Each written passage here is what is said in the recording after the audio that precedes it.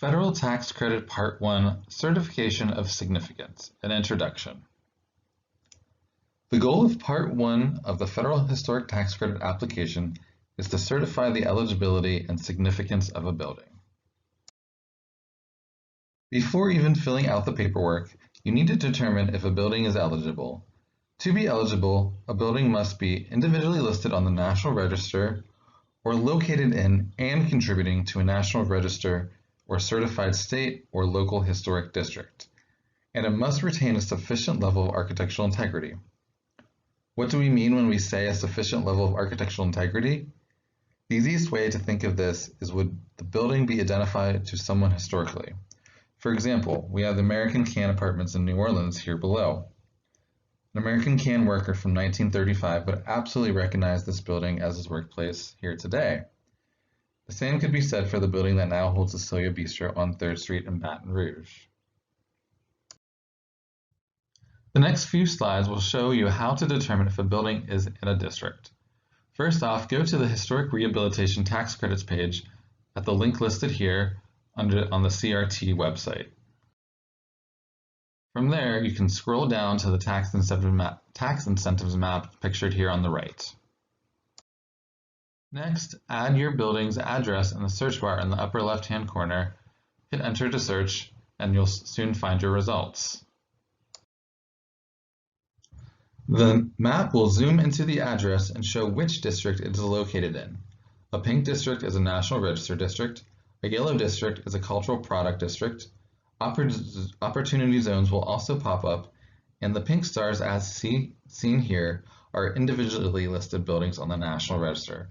You'll be able to click through all of this information on the map and verify your site or others in the area that are eligible for tax credits.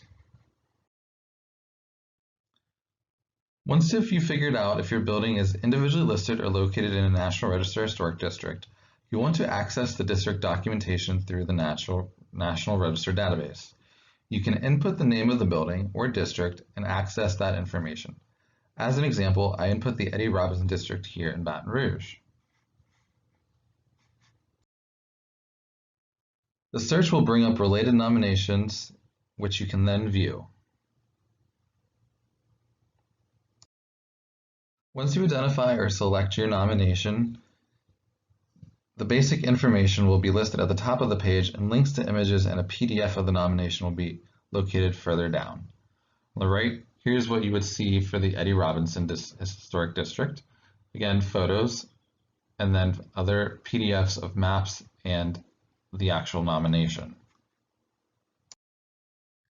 Historic district nominations go into depth regarding architecture, integrity, and significance. More recent nominations, like your example here, the Eddie Robinson Historic District, are likely to have a full inventory of buildings with contributing and non-contributing buildings identified. Here you can learn more about the style and description and the address, as well as potential construction dates of individual buildings within the historic district. These next few slides will cover the Part 1 application. When filling out the Part 1 application, make sure your application is entirely filled out. Under Section 1, Property Name, please make sure to have all information up to date and correct, including 9-digit zip codes, as the National Park Service is making this a requirement. In Section 2, you will need to check which of the certifications or preliminary determinations applies to your building. In most cases, you will be seeking certification and not preliminary determination. Preliminary determination is only applicable if your building is neither in a district or is not individually listed. Sections 3 and 4 are contact and applicant information. Please make sure to check one of the two boxes on number 4. If you do not check one of the boxes, your cover sheet will be mailed back to you to check one of the boxes, and your projects will be placed on hold until it is received. Section 5 of the application is a description of the building's physical appearance. Here you can see this example describes the building's conditions, materials, size, and overall appearance as it sits today. The next section, Section 6, is the statement of significance. It is usually recommended to refer to the National Register nomination itself for this information about the neighborhood, the building individually, and its architectural significance. Here is another example of previous 123 Blank Street, referring to its historic district, its style, and its importance and significance to its community. And here is an example of an inadequate narrative description and statement of significance. Very little information is provided as a whole. This example here tells me nothing about the building, nothing really other than where it is and what it was used for, but no understanding of what makes it architecturally or culturally significant. In addition to the application form, additional documentation is required. 2 sets of exterior and interior photos are required along with a key to a current floor plan. You can learn more about photo documentation related to the tax credit program in our other videos in this educational series. In addition to this, it is recommended you send a map of the National Register District with structures labeled, Sanborn fire insurance maps, historic drawings or photos, and any other supplemental historic documentation you may have.